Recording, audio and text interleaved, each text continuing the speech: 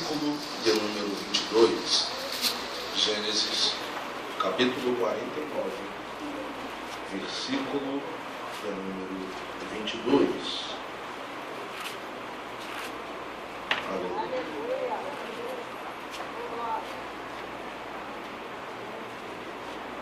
Gênesis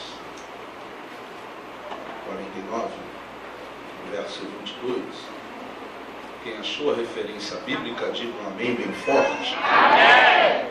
Diz assim a palavra do Senhor: José é um ramo frutífero junto à fonte. Seus ramos correm sobre o muro. Os flecheiros lhe dão amargura, e o flecheiro e o aborrece, e o flecharam e o aborreceram. O seu arco, porém, susteve-se no forte, e os seus braços de suas mãos foram fortalecidos pelas mãos do valente de Jacó, donde é o pastor e a pedra de Israel.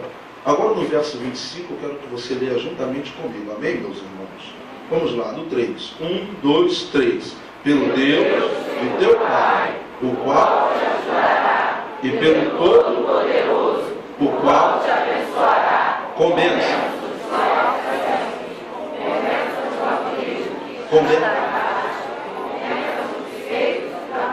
Aleluia. Antes de você se sentar, você vai virar para o seu irmão, que está à sua esquerda e à sua direita, e vai dizer: Deus é um Deus que tem muito além daquilo que Ele te prometeu para realizar na sua vida. Se ele acredita nisso, ele vai sentar dando glória.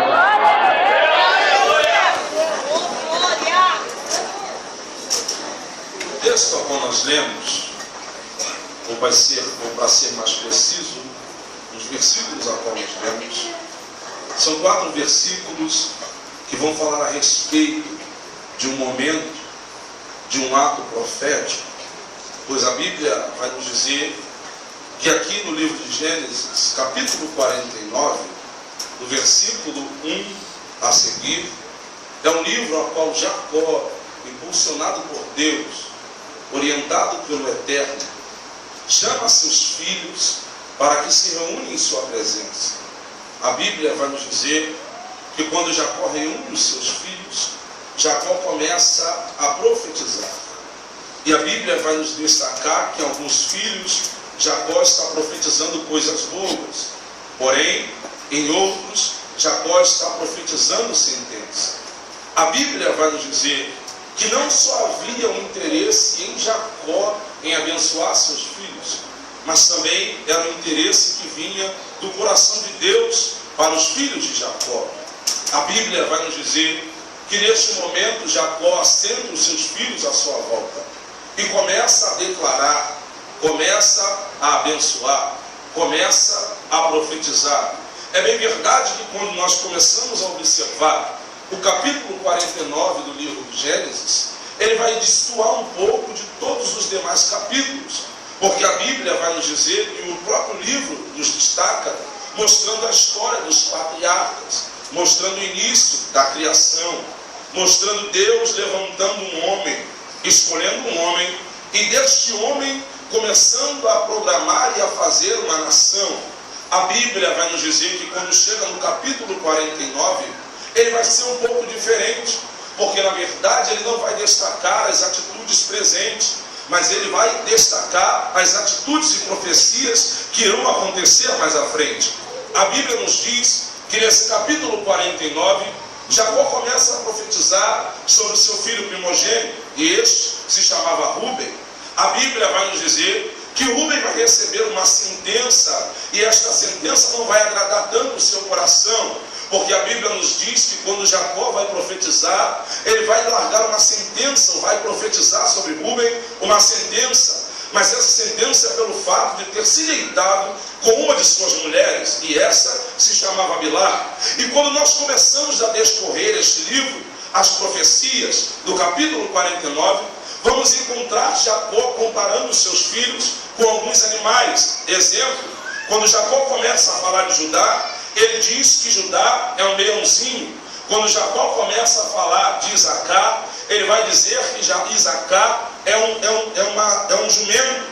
Quando ele vai profetizar sobre Benjamim, ele diz que Benjamim é um lobo.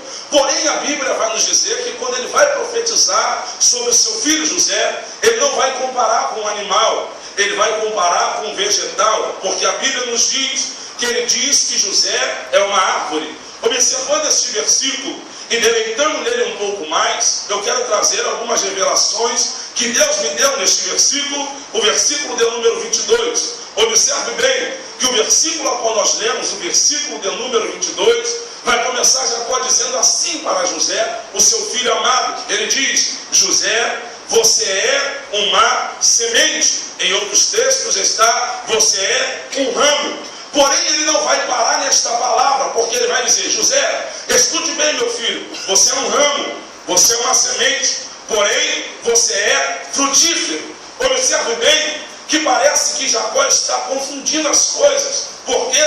Porque Jacó está chamando o seu filho amado de semente. E ele vai dizer: olha, José, você não só é uma semente, como você é frutífero. Aqui vai gerar uma interrogação na nossa mente. Por quê? Porque não tem como ninguém dizer que uma semente é frutífera sem antes plantar, sem antes regar, sem antes ver crescer, sem antes dar frutos. Aí você diz: é frutífera. Porém, eu estou dizendo que é uma profecia, porém eu estou dizendo que é uma bênção. E ele está falando: olha, José, eu tenho uma palavra para você. Você é uma semente pequena para muitos, você é uma semente desprezível para muitos, você é uma semente sem valor para muitos. Porém, eu sou Deus, e eu estou dizendo que por mais que você seja uma semente, você vai crescer, você vai prosperar, você vai alcançar. Observe, ele está dizendo algo que para muitos é meio louco. Ou por quê? Porque não tem como pegar alguém pequeno, não tem como pegar alguém desprezível e dizer que vai crescer. Porém, Deus está dizendo: olha, José, eu vou te dar uma palavra e guarde no seu coração. Fala, papai. Ele vai dizer: olha, você não é aquilo que estão te vendo, você não é aquilo que decretaram para você, você é aquilo que eu projetei para você. É por isso que na visão do homem tu é semente, é por isso que na visão do homem você não presta para nada, é por isso que na visão do homem você não vai chegar a lugar nenhum. Mas na visão de Deus ele está dizendo: você vai crescer e vai ser mais do que vencedor. José, nunca se esqueça, se porte como semente, mas não viva a vida toda como semente. Glória a Deus, aleluia. Porque semente é um estado. Aleluia. Semente é um momento. Semente é um passo. Porque semente que a semente não foi chamada para viver como semente. Semente que a semente ela rompe a casca, tá entendendo? Semente que a semente, antes de crescer para alguém ver, ela cresce por baixo, tá entendendo? Sabe o que Jesus está falando? Você pode até ser semente, mas eu quero liberar uma palavra para o teu coração. Você vai romper obstáculos, você vai transpor barreiras, você vai crescer. E o primeiro crescimento da semente não é para ninguém ver. O primeiro crescimento da semente é quando ninguém está vendo. Que maravilha, Jesus! É por isso que se você quer ser grande na igreja, seja grande quando ninguém está te vendo. É por isso que quando você quer ser vaso na igreja, seja vaso quando ninguém está te vendo. É por isso que quando você quer profetizar na igreja, profetize quando ninguém estiver vendo, que vai acontecer. Deus falou para Ezequiel: Ezequiel, vem cá, meu filho. Tu é profeta, tu é escolhido, mas eu preciso te ensinar. Ezequiel 37. E o Senhor pegou Ezequiel pelo Espírito e o colocou no meio de um vale de ossos secos e disse: profetiza. É mistério, hein? Do capítulo 1 ao 16, Ezequiel foi escolhido para profetizar na Babilônia. E a função de Ezequiel era levantar o povo. Ei, rapaz, levante a cabeça. Ei, rapaz, pega as armas que estão estendidas nos salgueiros e volte a adorar. Mas Deus falou: Ezequiel, você é muito bom para profetizar para o povo. Agora eu quero ver você profetizar uma situação difícil quando ninguém está te vendo. Eu quero ver você ser profeta no meio do vale da tua casa. Eu quero ver você ser profeta no vale do teu trabalho que estão te perseguindo. Mas tem uma palavra, Deus disse: Ezequiel, abre a tua boca. Ezequiel, profetiza. Deus está falando para você, ainda que a situação esteja difícil e você não sabe o que fazer, profetiza que o vale vai se tornar um grande exército para a glória do nome do Senhor Jesus. Levante a mão que eu vou profetizar. Eu vim aqui nessa noite ser boca de Deus para você e te dizer: se na tua casa tem algum vale, o teu marido na cachaça, a tua esposa não quer saber nada de Jesus, os seus filhos estão no mundo, Deus está falando: à medida que você profetizar, eu vou mudar o quadro.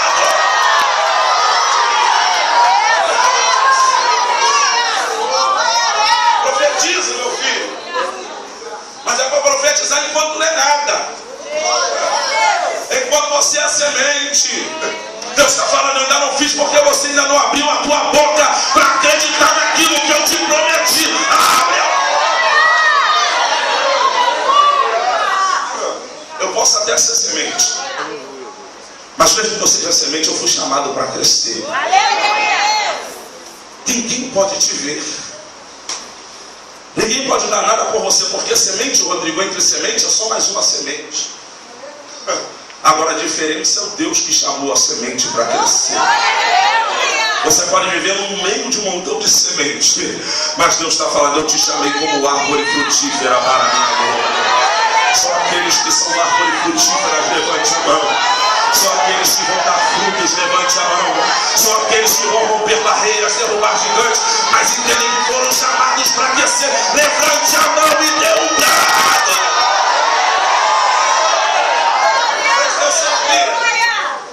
O texto diz: olha, José, tem uma semente, viu? Semente essa frutífera. O texto vai nos dizer que agora esta semente tem um propósito, porque diz o texto: semente frutífera junto à fonte. Diga comigo: fonte. Fonte. Aleluia. Glória a Deus. Sabe o que o texto está dizendo?